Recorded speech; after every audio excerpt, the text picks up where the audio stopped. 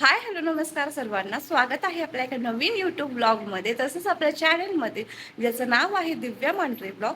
तर चला, सुंदर अशा दिवसाची सुरुवात झालेली आहे आणि आज आपण कुठे जातोय ना, तर हे नक्की बघायला विसरू नका. ब्लॉग फर्स्टपासून तर एंडपर्यंत बघा, कारण की खूप सारा सस्पेन्स असणार आहे. आणि आत्ता वाजलेले आहेत पहाटेचे 4 वाजता आणि आम्ही कुठे निघालो आहोत, आज काय काय होतंय आणि आपण कोणाकोणाला भेटतोय आज, तेही नक्की बघायला विसरू नका. तर चला, आपण आता सुरू करूयात प्रवासासाठी. चला तर घरातून तर निघालो होतो, पण एवढा उशीर झाला ना निघायला. 4 वाजता आवरून बसलेलो होतो. बस येता करता आम्हाला वाजले 5:30 ते 5:45 आणि इथे वेट वगैरे करत होतो. आणि थंडी पण होती सकाळ सकाळी खूप जास्त. सो फायनली बस आली, त्याच्यामध्ये आम्ही बसलो. तर आपण कुठे चाललो आहे ना, त्यासाठी तुम्ही ब्लॉग कंटिन्यू करा बरं का, मगच तुम्हाला कळेल आपण कुठे चाललो.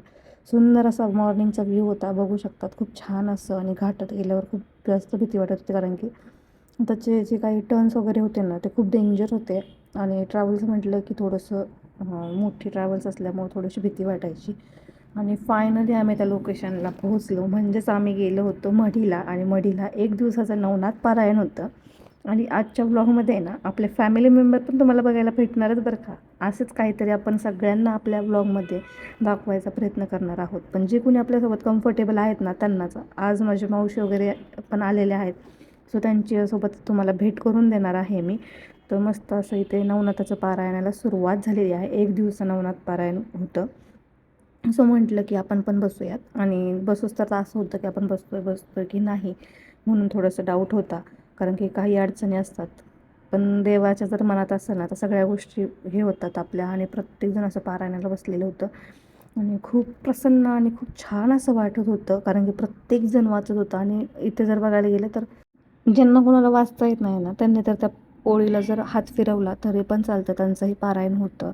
आणि भरपूर असे लांबून लांबून सगळे काही सेवेकरी आलेले होते इथे. आणि खूप छान असं वाटलं होतं. आणि आजचा खूप सुंदर असा अनुभव की मढीला पारायण होतच नाही शक्यतो एवढ्या मोठ्या संख्येने. आणि आमचं भाग्य नशीब म्हणावं की आमचंही त्यात पारायण झालेलं आहे. तर मग मी पण इथे हात फिरून घेतला. आणि शूट करायला काही जास्त टाईमच भेटला नाही, कारण की खूप दिवसातून आम्ही सगळे भेटलो होतो. आणि इथे वाचण्यामुळं आमचा भरपूरसा टाईम गेला, त्यामुळं आम्हाला गप्पा मारायला टाईमच भेटला नाही. सो मग त्यामुळे इथे बघू शकतात माझे मावशीची मुलगी वगैरे आली होती, माझा दादा पण आलेला होता. आणि इकडे मावशी आहे.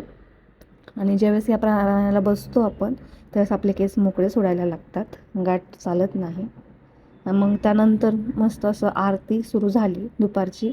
आणि दुपार झाली की खूप जास्त भूक लागली होती, कारण की आम्ही सकाळी काहीच खाल्लेलं नव्हतं. डायरेक्टली गेलो आणि तिथे नाश्त्याची वगैरे पण सोय होती. पण आम्हाला जायलाच उशीर झाला, कारण की बसच अहिल्यानगरमधून 5:45 वाजता निघाली. मग त्यासाठी पारायणासाठी पण भरपूर जण थांबलेले होते. आणि मी आज वेअर केलेली होती साडी, तर कशी वाटते हे पण मला कमेंट करून सांगा. आणि ही आहे माझी मावशी. इकडे आरती चालू होती, बट तिला म्हटलं की मला ब्लॉगसाठी थोडं शूट करायचं आहे, तर मग सो मी शूट वगैरे करून घेतलं.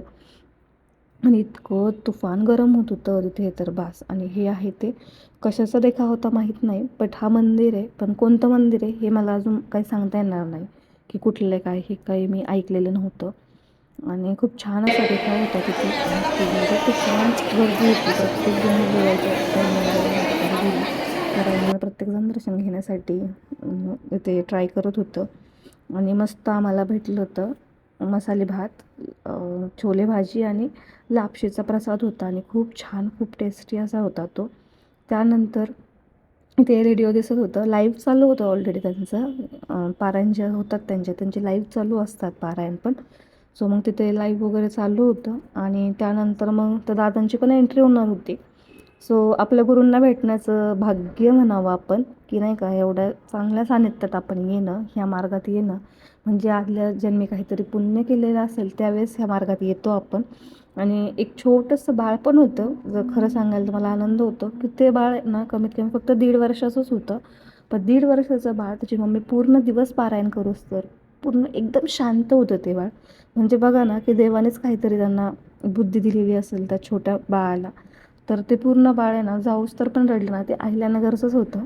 आणि ते मला बघून आहे ना शॉक बसला की एवढं छोटं बाळ राहील का, असा प्रश्न होता. बट ते बाळ एवढं छान राहिलं की बस सांगू शकत नाही. इथे दादांची पूजन वगैरे चालू होतं, दादा आणि वहिनी दोघंही होते ह्या टायमिंगला. आणि आम्ही भाग्यवान मानतो की आम्ही ह्या सेवेत आहोत आणि दादा आणि स्वामी आमच्याकडून ही सेवा करून घेत आहेत. भरपूरशा अशा अडचणी येतात ज्यावेळेस आपल्याला काहीतरी ठरवलेलं असतं एखादं पारायण करणं. भरपूर जणांना अडचणी येतात की पारायण नाही होऊ शकत, हे ते भरपूर येतात. पण आपण जर म्हटलं ना देवाला, आपल्या हृदयापासून जर आवाज दिला ना की नाही मला हे करायचंच आहे, तुम्ही सगळ्या गोष्टी करून घ्या, आणि दादा आणि स्वामी नक्कीच ह्या गोष्टी करून घेतात.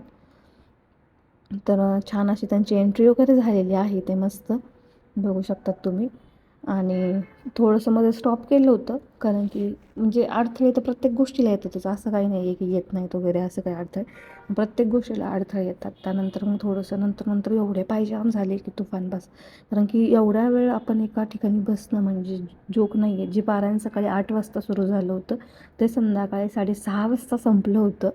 फक्त मध्ये 1 तास जेवणासाठी ब्रेक होता, बस तेवढंच. आरती आणि जेवण तेवढंच म्हटलं तर. आणि खूप जास्त असं प्रत्येक जणाला त्रास होत होता कारण की एवढा वेळ बसणं कंटिन्यू शक्यच नाही आहे. कुणीही जरी असलं तरी एवढा वेळ बसू शकत नाही. चेअरवरती वगैरे थोडेसे पाय वगैरे, पण इथं पाय एवढे जाम झाले होते की बस. पण म्हटलं नाही, आपलं जेवढं काही कर्म आहे ते आपल्याला करायचे आहेत. प्रत्येक गोष्ट आपल्याला पारायण चांगलंही करायचं आहे. आणि पारायण आम्हाला जास्त छान प्रकारे हे करायचं होतं म्हणून आम्ही जास्त काही मी शूट पण घेतलेलं नाही आहे. आणि मावशी वगैरे आहेत त्यांना पण आपण पुढच्या ब्लॉग्समध्ये घेणार आहोत. ज्यावेळेस आपण त्यांच्याकडे जाणार आहे किंवा ते आपल्याकडे येणार आहेत त्यावेळेस आपण घेणार आहोत. आणि ती मावशी जी आहे ना ती खूप जास्त प्रमाणात कॉमेडी आहे आणि खूप छान असं आहे. आणि आमच्या सगळ्यांची बॉन्डिंग जे आहे ना ते खूप छान आहे. कारण की आमच्या फॅमिलीमध्ये फक्त माझं एकटीचं लग्न झालेलं आहे. सो त्यामुळं. आणि सगळ्यांची मुलं छोटे आहेत, म्हणजे की जे बाबा नाही का आत्ता एजमध्ये आलेले आहेत असं म्हटलं तरी चालेल. मग माझी मावशीची मुलगी वगैरे ते सगळेजण होते तिथे. तर असा होता आजचा आपला दिवस. कसा वाटला ब्लॉग तुम्हाला नक्की कमेंट करून सांगा. आणि आपल्या चॅनलला अजून कोणी सबस्क्राईब केलं नसेल तर नक्की जाऊन सबस्क्राईब करा, जेणेकरून नवीन नवीन व्हिडिओ तुम्हाला वेळेत बघायला भेटतील. तर भेटूया नेक्स्ट ब्लॉगमध्ये. तोपर्यंत तुम्ही काळजी घ्या. Bye bye.